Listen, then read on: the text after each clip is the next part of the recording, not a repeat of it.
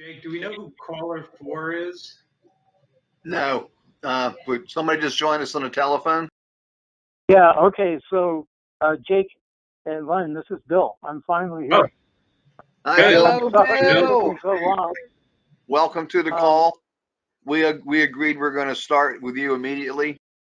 So you have the floor, sir. Okie doke. So I apologize for the late entry. Back a couple of weeks ago, I made the mistake of sitting with my lap in and a glass of water. And you can imagine what happened next. So I'm using a new computer that was not set up yet for connecting with you guys. But I'm here now. I'm actually on my phone instead of my computer. So are we ready to go? Yep, we hear you just fine. Okay.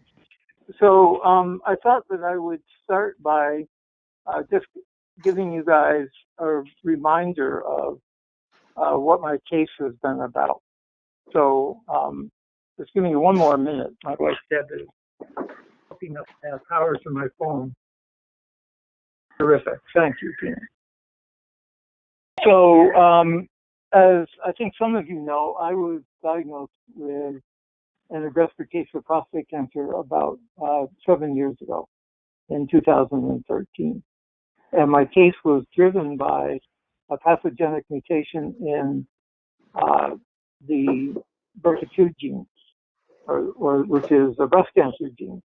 And surprisingly, there are many oncologists who don't know that mutations in breast cancer genes can also cause prostate cancer. But that certainly was the case for me. And not only does it cause prostate cancer, but it can cause very aggressive cases. So, so I was diagnosed in 2013, and at some point shortly after that, I joined you guys on this call, and I've continued for a couple of years after that to work at Roswell Park. I'm a senior scientist, or retired now, as a senior scientist at Roswell Park Cancer Institute, which is a comprehensive cancer center here in Buffalo. And they have been providing just outstanding care. I've been, I think really fortunate to have access to, to their facilities and their doctors.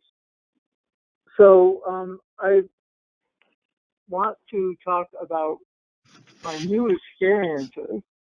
Hopefully there aren't very many of you that are in the same boat that I am, which is that I recently entered hospice care. And what that specifically means is that there are no longer any treatment that will work for me. About 3 weeks ago, my wife Deb and I sat down with my oncologist at Roswell, Kamal Chada, and he told us that he has run out of scripts to treat me, and that that there really is nothing that they can do beyond this point. So that meant that it was time to move into a new phase of not treatment, since it's not available anymore, but palliative care through hospice.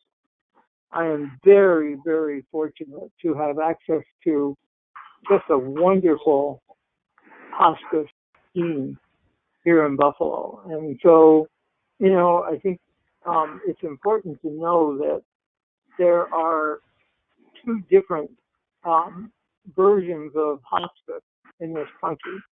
One is a commercial version, and it's not terribly good. The commercial hospice providers are generally money makers, and they're more interested in making money than in the care of their patients. But was just so lucky to be able to hook up with hospice care here in Buffalo that is volunteer. and they are just, it's an amazing team. So once I signed up for them, so in order to become eligible for hospice, your doctor needs to certify that you have 6 months or less to live. And that doesn't mean, of course, it's very difficult to predict how long someone's horizon of survival is going to be. But, so it could be a lot longer and it could be a lot shorter. You just never know. It depends on individual cases. Kamal Chadha told Deb and me when we had this discussion 3 weeks or so ago that he thinks that my margin of survival is probably on the order of 2 months. And I don't, I think that he's probably a little bit too conservative there. I think that I'm in very good health otherwise. And, I think, based on what my caregivers from hospice have been telling me now that I've signed up, I suspect that it's going to be, more on the order of 6 months. And I'm hoping to squeeze maybe 9 months of survival. I have data from experiments for about 2 more science papers that I'm really anxious to write up. And I'm working on a book about my experiences as both a prostate cancer patient and scientist. And so I'm hoping that I will be able to finish these things. And I'm, moderately optimistic that I'll be able to pull this off. So since I entered hospice 3 weeks ago or so, the word has gone out to my friends and family, of course, and there's been a steady stream of visitors coming to visit me from all over the country. I mean, it's just been amazing. The best man at Deb's and my wedding 32 years ago, who's now a trauma surgeon at Dana-Farber, came, was one of the first ones to come to visit. And Mike Whalen is just a terrific physician. I was lucky. At one point, I was being treated at Dana-Farber, and on one of my trips to Boston for treatment, I was lucky enough to visit Mike's lab and meet his postdocs and students and talk about cancer, and that was I think, a valuable experience for both them and for me. In addition to Mike Whalen, my brothers have been visiting. I have a slew of brothers from that live in Vermont and mostly in the Northeast. And I have a sister who lives in Vermont that I'm going to visit next week. So my brothers have visited.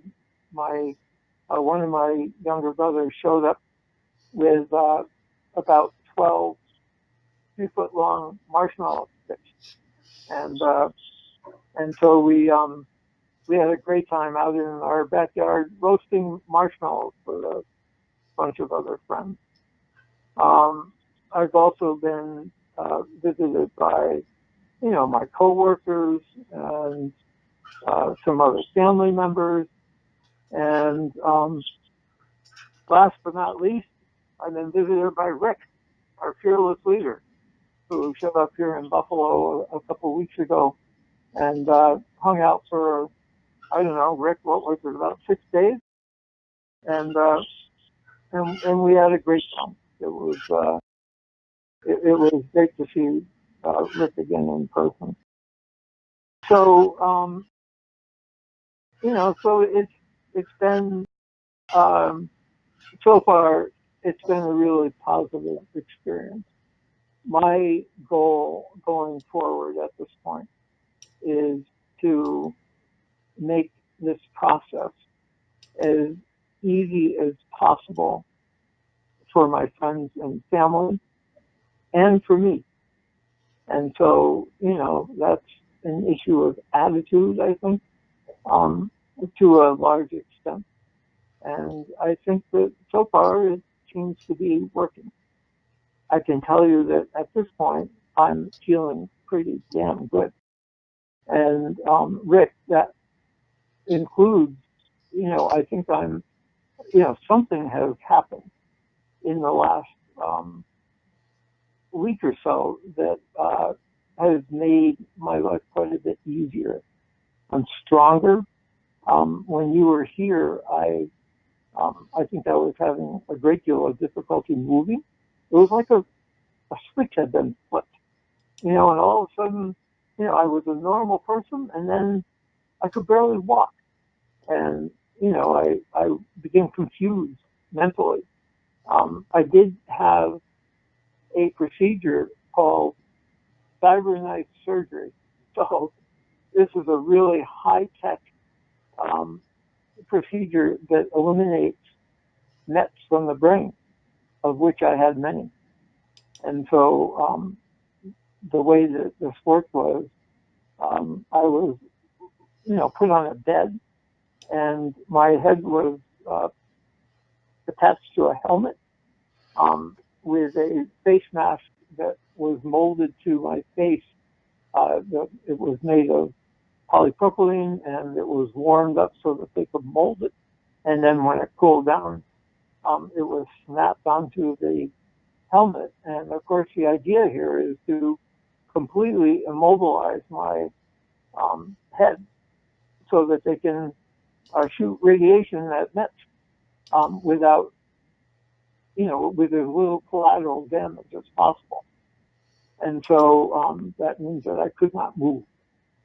And so every time we went through this procedure twice, and every time that we did, the first question I asked when we were finished was, did I stay still enough? And my physician said that I did. So I think that, I think I was able to avoid, most collateral damage to brain tissue. Um, the nets that were zapped were rather large. I had one on my right temporal lobe that was about 2 centimeters in size, and another one on my left that was about 3. And they were able to get rid of them. So uh, the the gamma rays were aimed using the help of magnetic resonance imaging, and so it's pretty precise. It does The radiation does cause the nets to swell initially, and that caused headaches. But my doctors gave me steroid, which eliminated the swelling or reduced it significantly. And so I haven't had any headaches for at least a couple of weeks. And I don't quite understand what is going on, but in the last week or so, all of a sudden I've gotten much stronger, meaning that I can walk again. And, yesterday I was on my feet for at least 2 hours helping my wife clean the house. And this is just remarkable considering that, when Rick was visiting me, I think I was in really poor shape. And I don't understand. It is the case, though, that, you can read in the literature that cancer patients do sometimes rally as they're, going through hospice, even in the absence of any treatment. And so I think that that's probably what's happening. It's not going to last. And, may it last as long as possible, but eventually it's going to stop. So can you guys still hear me? Hello, Rick, can you hear me? Yes, we hear you, Yes, Bill. We hear you okay. very Okay. well.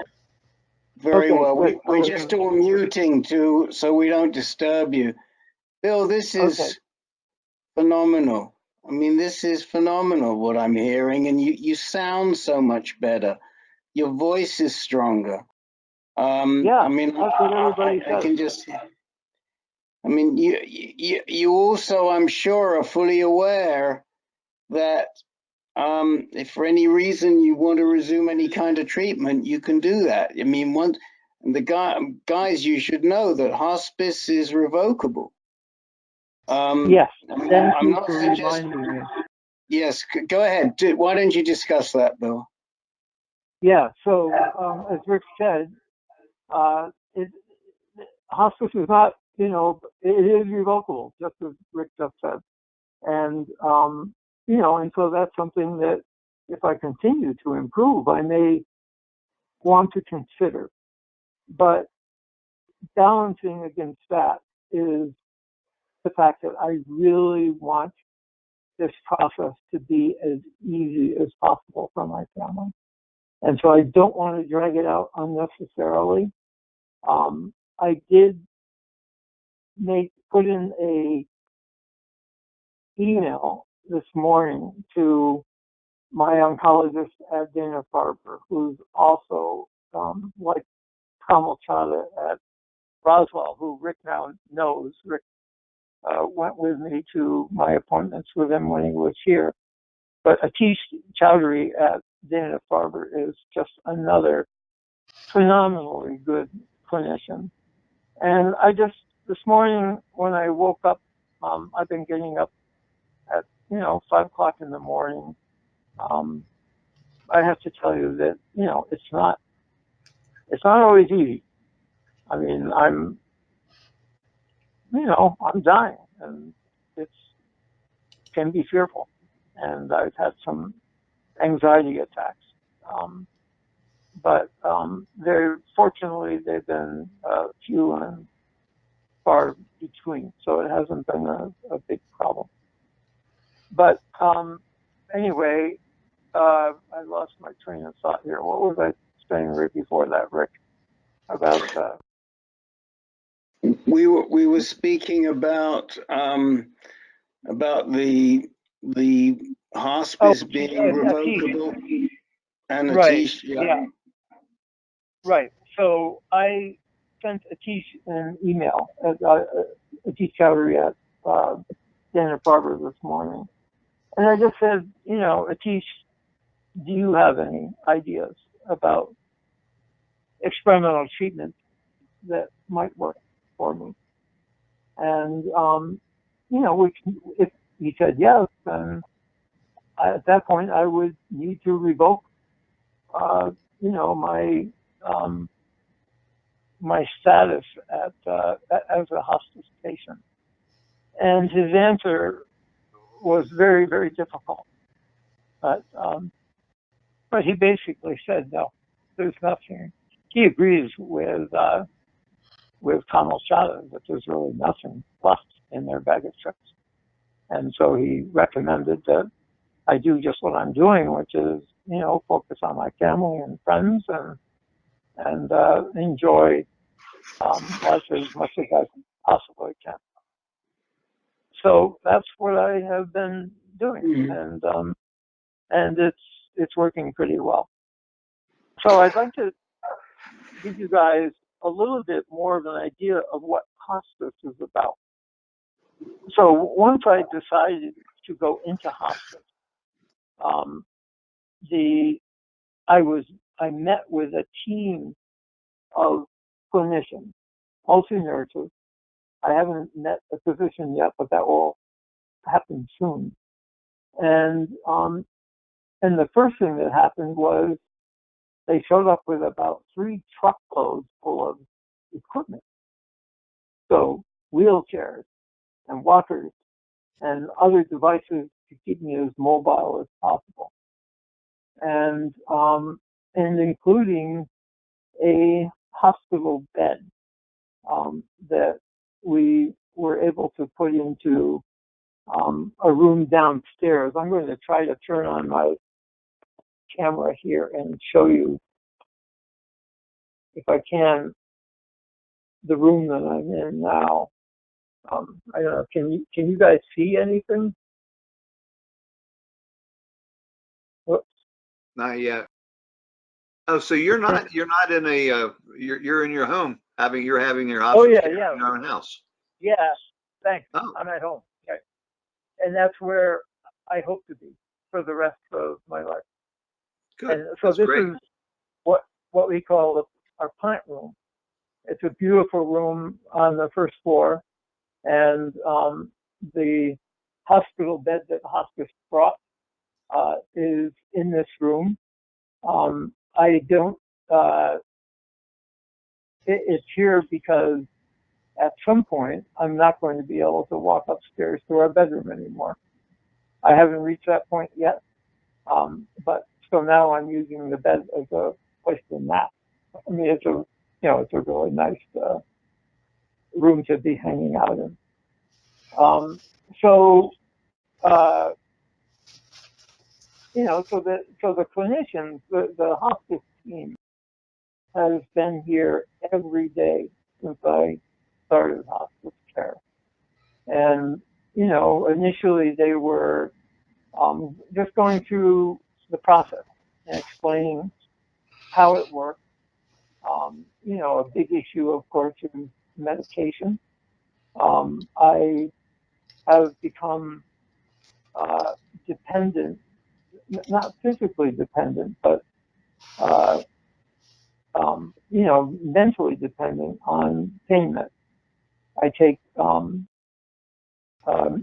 two, I can't remember the precise dose, but a couple of tablets of methadone for pain management every day, and and I also have oral hydromorphone or Dilaudid for breakout pain. Um, Once again, because of whatever is going on in the last couple of weeks, I haven't needed very much pain medication, other than the methadone I take on a regular basis. So I'd like to say a little bit about methadone because there are many, many oncologists who don't think that methadone is valuable. And this is a big mistake. Methadone is the best way to manage the type of chronic pain that someone like me has. And I don't understand why so many oncologists are reluctant to consider its use. And this is something I think that we have talked as a group. I remember, maybe a year or two ago about, and it just doesn't make sense. But, when any of you find yourself in the position that I'm in, and hopefully that's not going to be very many of you, I would speak strongly to your physicians about using methadone as a way to control pain. The Dilaudid has been useful for breakout pain, and once again, because of whatever is going on recently, I haven't needed a lot. I don't think that I've taken any Dilaudid actually for several days, but you know, it's it's a temporary. I'm going to be requiring Dilaudid on a more regular basis in the future. I did the hospice team, in addition to bringing all of the equipment, brought a booklet that explains the process of dying, which has been extremely painful to read, but necessary. It, it explains that in the absence of treatment, that your body just shuts down. Things stop working, and and that's happening already. I think that reflects the weakness that I'm feeling in my leg. I'm hoping to reverse that. The hospice team has put in an order for physical therapy which will start in another couple of weeks. And I'm hoping that that will, make it possible for me to continue to navigate at least around the house on my own without my wife's help. I do have, to help me, I do have a walker, that I can push around. But, once again, although I needed it a couple weeks ago, I'm pretty much able to walk around the house now without the help of the walker. I'm trying to prolong things as much as possible by remaining as active as I can. And I'm also trying hard to do that by managing my diet in a smart way. And that's I think one of my biggest challenges is that I really love ice cream. So one reason why I was a little late on the call is because Deb and I went to the creamy stand over by the Niagara River before the call started to get a hot fudge sundae. This is not terribly smart. I know from my research in my laboratory that sugar, once it's converted to glucose by the body, is a mitogen. That is a growth factor. And that means that it will stimulate the growth of tumor cells. And so I am trying very hard to restrict my consumption of sweet stuff. Now that I'm past all the commotion of all these friends of mine visiting, I think that I'm hoping that I'll be able to do a better job of that. I should say that I've also been visited by my cousin Dan Connor. Was Dan here, Rick, when you were here? Did you meet Dan? No, he was not. Okay. Dan lives in California. He's one of my favorite relatives. Dan he spent the summer with me when he was 15 years old because he was having, he wasn't getting a lot of parental support at home. And so I had his dad fly him out to Buffalo, and he hung out for the summer with Deb and me. And I put him to work in the lab. Actually, it wasn't in Buffalo. It was when I was still in Vermont, I guess. And so Dan is a helicopter pilot now. And he's actually, he was the pilot of Marine One for a few years. So he flew Dick Cheney, or he was a pilot of Marine Two. So he flew Dick Cheney around and sometimes flew Marine One as well. But he's a great guy, and it was just so great to have him visit me. The other thing that we're planning to do is on Friday, we're going to head to Vermont, my beloved Vermont, and it may be my last time. My Deb has rented a SUV so that I can be comfortable, and my younger daughter Molly, who now lives in Connecticut, where I grew up, is going to join us. On Friday, we will head to the shore in Connecticut, and I'm going to dip my toes into the ocean for one last. Hold on one sec, there's an ambulance going by. Okay, so we're going to hang out with Molly for a couple of days and in Connecticut, and at a beach where when I was in high school, I used to surf. And then we're going to head north to Vermont and spend 4 or 5 days with my older brother Buzz and his wife Chris, who live in what's called the Northeast Kingdom of Vermont. It's way up near the Canadian border. They have this fabulous property, just 70 acres crisscrossed with hiking trails and cross-country ski trails. And, you know, I just wish that I could take advantage of them, but that's not going to be possible. But it will be wonderful to just hang out on their deck and look out over the valley. And my family will once again join us there from, you know, various, not the ones that live on the West Coast, but my brothers that live elsewhere in Vermont, they're going to come and hang out with us. And then there are a couple of other friends from when we lived in New Jersey that are going to join us as well. So, so that's what my plan is.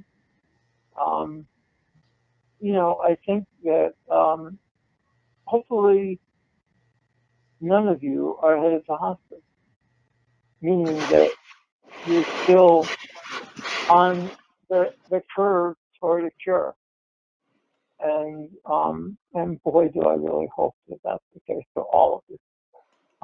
You know, I think given the number of people on this call, there's bound to be at least a few who are going to find yourselves in the same boat that I am. I think that you should feel free to take advantage of my experience as a hospice patient, and you know, to ask me any questions that you have, regardless of whether or not you're headed to hospice. I mean, you know, I would be happy to, you know, tell you what it's about. I plan to, you know, to participate in our calls as much as I possibly can going forward until that doesn't become possible. And, you know, once again, you know, you just never know. As anyone in the cancer business will tell you, you know, there's just no way to predict how long someone's survival is going to be. I'm certainly hoping, as I said earlier, that mine will be long enough to, you know, get to finish up the writing that I want to do, and, you know, to continue to hang out with my family and friends and have it possible. So that's what I have to tell you. I would be happy to answer any questions that any of you might have. Bill, I have a question. How's your weight doing? It's stable, Rick. It's Good. been I dropped 10 pounds, I think, around the time that you were visiting me. Yep. But down to 148, and it's been there. I weigh myself every day, and it's stayed right there for the last couple of weeks. Fantastic. Good. Yeah, and I should. Oh, so the other thing that's worth noting is, you know, you hear about how cancer patients lose their appetites and lose weight quickly. That hasn't been the case for me. I mean, I did drop 10 pounds, but then it stabilized. And the reason why is because of the dexamethasone steroid that I'm taking, which makes you really hungry.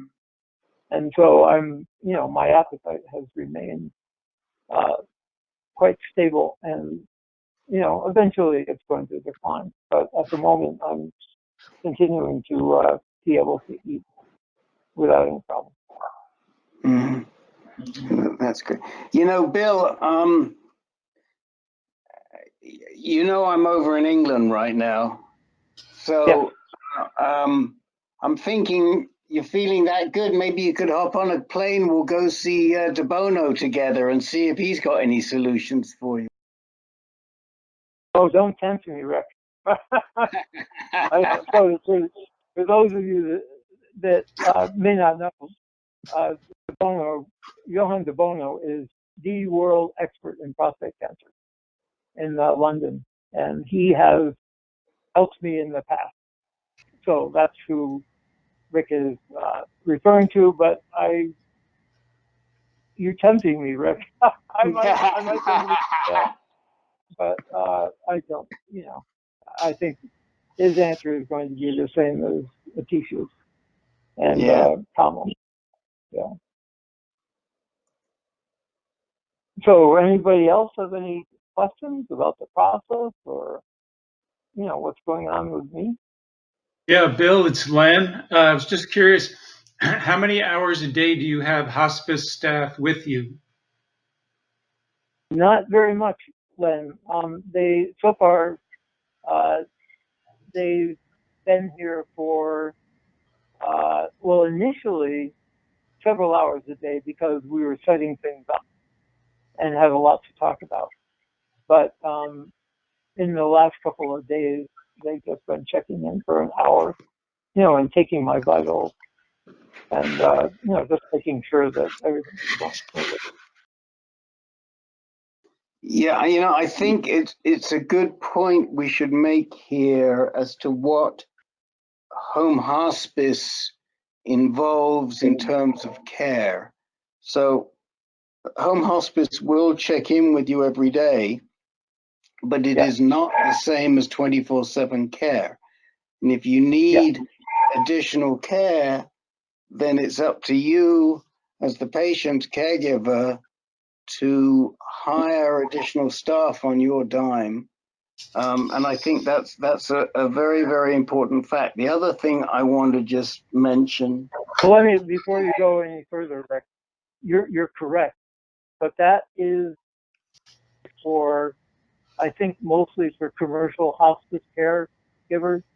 In my case, the Buffalo Hospice Organization has told me that if I need them at any point, to just call them and they will come here. And it's not on my dime. Wow. They will just, So, this morning, for the first time, I had difficulty getting out of one of my favorite chairs. And, we had to call a neighbor to help lift me out of it. But then when the hospice caregiver came a couple hours later, she said, just call us and we'll come and get you out. Wow. It is, but this is, once again, unusual. I'm sorry? Go ahead, Peter. Sorry, hold on one sec. I'm having that. I'm turning my volume down. Hold on. Okay, I'm sorry. Can you say that again? Sorry. Who's speaking? Peter, were you trying to talk?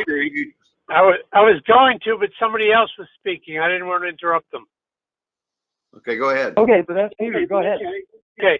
Yeah, Bill, our hearts are with you. You sound amazing, and I'm really appreciative for how you've updated us and everything. It's been amazing. We've been all thinking about you for a long time now. So I was just curious. I know you've had a lot of trouble in recent years with UTIs. How is hospice helping you with that, or is that something of the past now? They will help me whenever I need it. I've been lucky though. I haven't had a UTI for quite a while, for probably a couple of months. And so I haven't, needed to call them in, but they have made it clear that, they know about my history of UTIs and they've made it clear that if I do run into trouble, that they'll be here. Yeah, that's something that I just wanted to mention, that this dance between palliative care, whatever that involves, and hospice is really up to each hospice doctor, the doctor who runs the hospice. And some hospices are a lot more flexible in how they will treat you and what they will treat you with. For example, some hospices won't give you a transfusion if your hemoglobin gets low. Other hospices will give you a transfusion. So it's something you have to ask. Now, when I was with Bill, we had hoped that Bill could stay with the Roswell Park palliative care group, and then when he was ready, transition over to hospice. But that option wasn't available, A, for insurance reasons, and B, because that program that they had at Roswell Park is no longer being used, although I've seen it used at other hospitals. So again, there's this fine dovetailing that you have to create between hospice and palliative care. Yes, and I'm glad that you're raising this issue, Rick. Once I went into hospice care, Roswell Park was no longer available to me as technically as a source of treatment, because there aren't any more treatments, of course, or even, for advice. The hospice team runs the show completely. But having said that, I need to tell you that a couple mornings ago, Kamal Chada called, and he said, "Bill, I know you're in hospice, and of course, and he said, if there are any issues that you think that I can help you with, I mean, he's not going to get paid for it, but he said to feel free to call him." So this is unique. I mean, it's not, I'm just, this reflects the fact that Kamal is a colleague of mine at Roswell. And so, it's not something that a lot of patients would be able to take advantage of. But the other, I think, really important thing to keep in mind is that, it's this dichotomy between commercial hospice providers and volunteer hospice providers like the one in Buffalo. And the commercial ones, my wife Deb read an article a couple of days ago that described how slimy these commercial providers can be. They're out to make money, and at the patient's expense. Certainly that's not all of them, but it's something that you have to be aware of. And if you can hook up with a volunteer organization like the one that I'm fortunate to have been able to hook up with, then that is going to be, you're going to have a superior experience. I should also, while I'm thinking of it, I mean, the other thing that hospice provides, in addition to, all its equipment and, care, they will send, when we get back from our trip to Vermont, they're going to start sending someone in to help them clean the house. I mean, this is just phenomenal. And one of the things that they provide is music therapy, which I don't know quite yet what that involves, but I love music, so I'm looking forward to finding out more about it. I've already asked them if that means that I can perhaps Buffalo has really a world-class orchestra, the Buffalo Philharmonic Orchestra. And so I'm thinking of inviting them to give a concert in our living room. I don't think that's not going to happen, but it would be nice if it is. I mean, I think the music therapy, that could be a really valuable experience, just to help you relax. They also offer massage therapy. I don't think that I'm going to be able to take advantage of that because I have so many nets in my skeletal system that it can be painful to touch, to I'm concerned that, massage would be painful. It's, there was something else that, give me a minute to think, about, there was something else that just went through my mind about what they provide, in the way of, let's see, music therapy, massage therapy, um, I think, boy, I I'm not think, going to be able to remember it. There's You I something mentioned else. think, therapy Oh, earlier. here it is.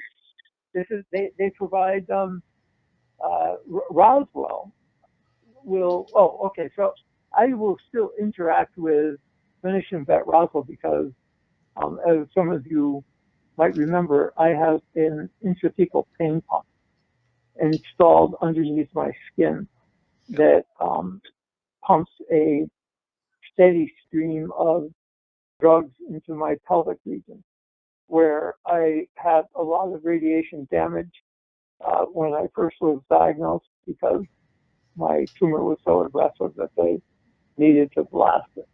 And so, my intrathecal pain pump needs to be refilled every 5 weeks, and only Roswell can do that. So I will be going back to them for that. But then the other thing that Roswell will provide going forward is acupuncture, which I think is admirable for, an organization like Roswell. The goal is to reduce the dependence of patients on narcotics. And so I had my first acupuncture session back about a week or so ago. They put me in a bed on the fifth floor of the hospital at Roswell, and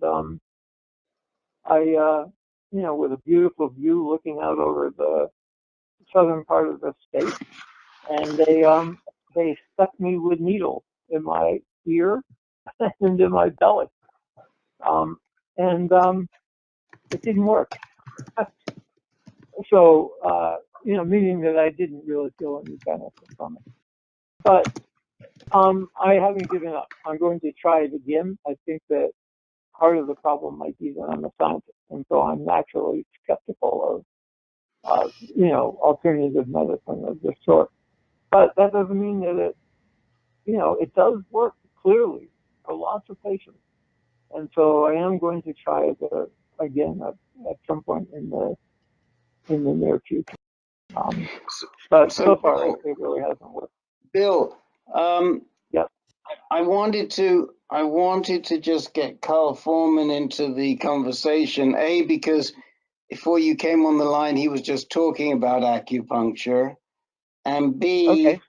before you came on the line, he was also talking about adjusting his olaparib dose according to side effects he might be feeling.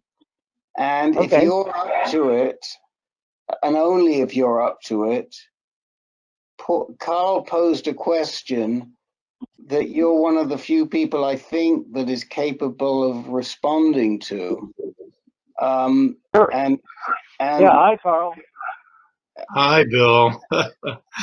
I feel so emotional right now listening to your story, just trying to keep from crying because you're such an important person to me, and I wish you all the best. So Thank you, I'm Carl. trying to I compose myself. appreciate it. Yeah. So I really appreciate it. yeah, I guess a first question I did have. You said you're 148 pounds. How tall are you? I'm not very tall. I'm 5'5", I think now. I mean, Oh, I've lost some height.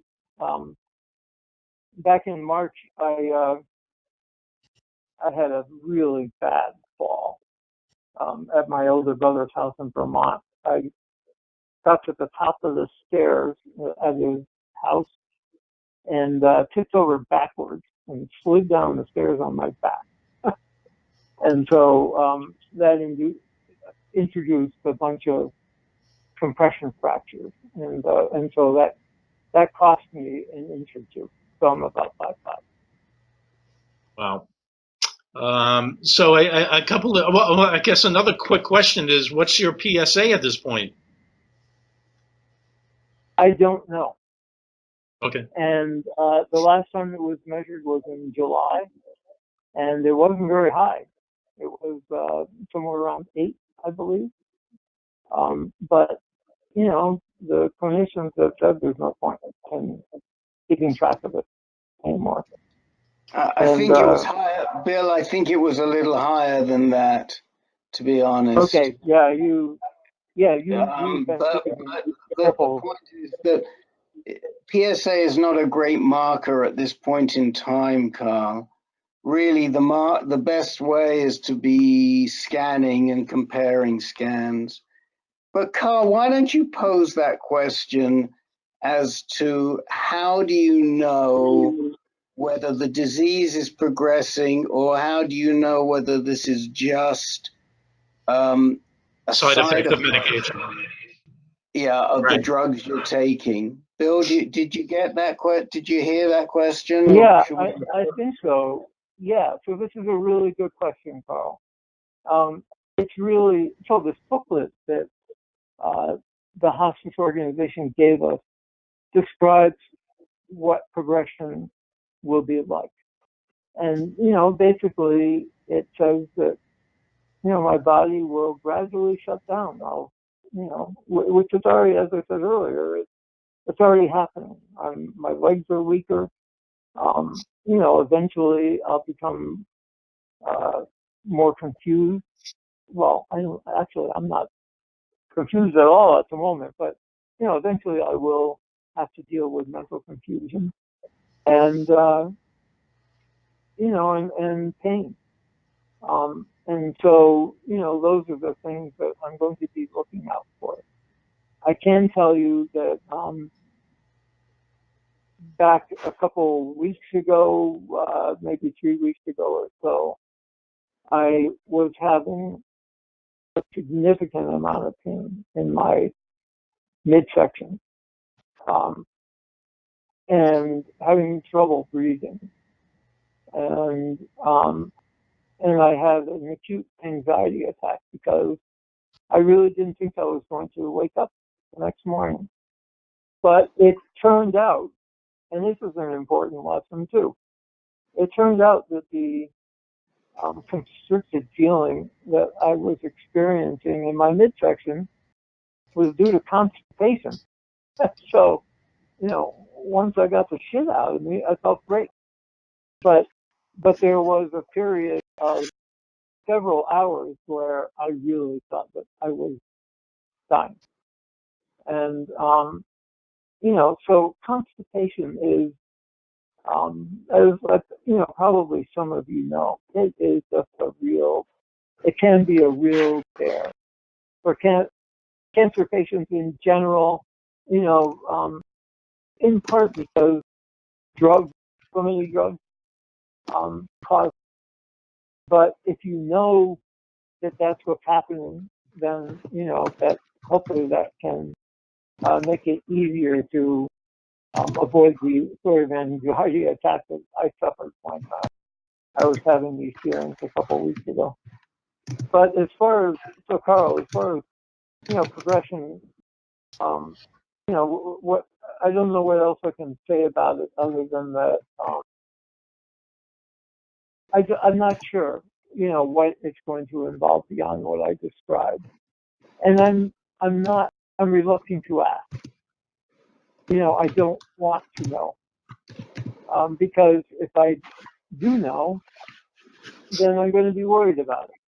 And so I'd rather just focus on, um, you know, maintaining, um, you know, being as content and happy as I can be, and you know, and especially with regard to my family.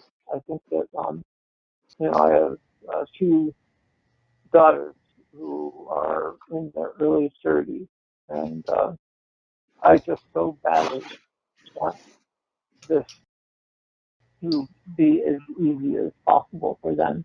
And of course for my wife, Deb, too. And so I'm really focusing hard on making that possible. And I'm not thinking about progression. I will, I mean, this is what I'm going to learn about over the next, 20 years or so. I No, guess I'm kidding. I'm kidding about the 20 years. I'm going to learn about this over the, next, hopefully 6 to 9 months. And I'll let you guys know what I'm experiencing. I'm sorry, go ahead. Yeah, and I know when we talked a while back, I believe you said, and when this all started 7 years ago, they gave you maybe 2 years, and here you are 7 years later, and you've beaten the Right. odds Yeah. and which is wonderful. And something for me to also aspire to look forward to, and I've been on similar treatments as we've discussed that you have had, having immunotherapy on the Provenge, now on the olaparib, and so specifically on the olaparib, I've been on it for about 4 months. 2 months ago, I had my last appointment with my oncologist, and I told him, all of a sudden I'm starting to feel some side effects. I'm feeling some tightness in my legs, a little difficulty walking. When I sit in the pelvic area, there's some pain, and he actually gave me a prescription for a tramadol to help with the pain, and I take that sparingly. But my main question to him, I says, how do I know whether it's a progression of the disease or simply a matter of the side effects of the olaparib? Because when I look up the side effects of olaparib, I'm seeing that I have multiple side effects relating to that medication. And his answer to me was that he says, well, I don't think it's a progression of your disease. Well, one of the reasons being is that as you're on the olaparib and your PSA has been undetectable for the past 2 months. So, and as Rick mentioned earlier, PSA is not the only factor determinant of progression of disease, and I'm kind of in a quandary, and damned if you do it, damned if you don't, as far as wanting to know. But I am having an MRI tomorrow morning of the lumbar spine to see, and I went to a pain management doctor. So I'm just trying to figure out, along with everybody else, what's the heck is going on. So the oncologist recommended let's do some drug modification, and he lowered my dose from 4 100 milligram tablets twice a day to 3 100 milligram tablets twice a day. I've been on that for 2 weeks, and I called the doctor back yesterday, and I said, no, I'm feeling better. And he said, okay, let's go back to the 4 and see how you do back on the full dose. So I'm in the middle of that as well. Okay. Yeah. So, Carl, I think that your case is probably more similar to mine than probably anyone else on the call. And you and I have talked about this. And so, yeah, I mean, the olaparib, well, maybe, I think you and I might have talked about this in the past, but I eventually failed olaparib. As does everybody at some point. And in my case, it was because this gets a little bit complicated. So remember, I'm a genetic, and I'm going to try to describe this in a way that's understandable. So Carl, like me, has a mutation in the BRCA2 gene, a pathogenic mutation. And that is the basis for our sensitivity to this drug called olaparib, which inhibits a enzyme called PARP that is involved in DNA repair. And so as long as that mutation exists, well, hold on. Sorry, I was getting another call. Can you guys hear me again? Yes. Yeah, okay. So Alacrid worked for me for 3 years, meaning that it knocked my PFA down to close to zero. I don't think it was ever zero, but it bought me 3 years, and that's because the mutation made me sensitive to this drug. But then something happened that's called a reversion mutation, which means that the original mutation in the BRCA2 gene reversed and became, my BRCA2 gene now was what we call in the genetic business wild type, normal, which was, normally that would be great. But for me, it meant that I was no longer sensitive to Alacrid. So it was terrible. And there was nothing that could be done about it. It just meant that Alacrid no longer worked. And it was at that point. So this happened, within the last year, and that's the reason why I'm in hospice. That was my last, the last trick in our bag of tricks, and it's gone. Hopefully that was clear to you guys. Hey, Bill, this is Glenn. I just wanted to, well, first of all, thank you on behalf of all of us for taking all of this time to benefit us with your experience. It's extremely valuable. I just have one more request before we let you go, and that is Sure.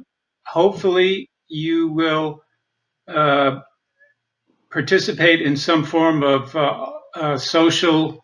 online social platform journaling, like Caring Bridge, where you can keep all of us updated on how you're doing. Do you think you can do that?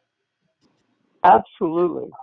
Yeah. So why don't you, I'm not sure what might be the best vehicle for doing that, but if you let me know, what might be the easiest for the rest of us to access, I would be happy to do that. Yeah, Bill, I've spoken to Chris, your sister-in-law, about creating a caring bridge site for you. And Okay. so when you next speak to Buzz and Chris, why don't you remind them? And I think Chris was going to look into it and take care of it. Okay. Terrific. I'm grateful that you did that. Okay. Yeah. So I'll keep you posted. So once again, thank you very much. We all wish you all best possible outcomes. You're in our thoughts and prayers, and we send you good energy. And we'll be hearing from you on Caring Bridge, if not on the call. Yeah. Okay. Thank you. And I haven't been participating in the call as frequently as I wished that I had been in the past, but I'm going to do it more often going God bless forward. you. And I just, I mean, I have to say that it was a very, very fortunate day when I found Answer Cancer and Rick. I mean, this organization has been just so helpful to me, and I'm really, really grateful for, the benefits that I've gotten from it, and especially for the friendship that I've gotten from it. And Thank you, Bill. and I, I will keep you guys posted, and eventually, if I can't do that myself, my wife will. I wish you all the very, very best going forward. And us I to just, you. this is not a time for regret, but I can't avoid telling you that one of the regrets that I can't avoid is that I was not able, as a cancer scientist, to make more of that dent in the problem of cancer. Hmm. You've done plenty, Bill. Believe me. All right. Well, thank you Thanks. very much, all of you. And, you know, if at any point you guys have questions, feel free to contact me by email. Hopefully you have my email address or you can get it from Rick. Or give me a call. I mean, I would, you know, I'd be happy to help in any way that I can. Thank you, Bill. Okay. Thank you very much. Best to Take you, care. sir. All right. We love you, Bill. Take care. Talk to you By the way, soon. you're Thanks, welcome to guys. stay Have a here good. and stay and listen. If you're up to it. Yeah, I will. I'll Okay. stay as long as I can. I'm still feeling fortified from the ice cream sundae that Deb and I got. So I'll hang out as you know, for at least a little while longer. Okay, great. Thanks, Bill. Back to you, Len. All right then. Carl, do we need to return to you, or are you okay for tonight's session? Well, I feel bad that I'm the only one who's taking up most of the time. So if you'd like to move on, please do so. And I will reach out to Bill directly. I do have his email and his phone, and I will speak to him directly. And clearly, Okay. we all wish him well, and our prayers are with him. Very well said. Okay. Thank you, Thanks, Carl. Carl.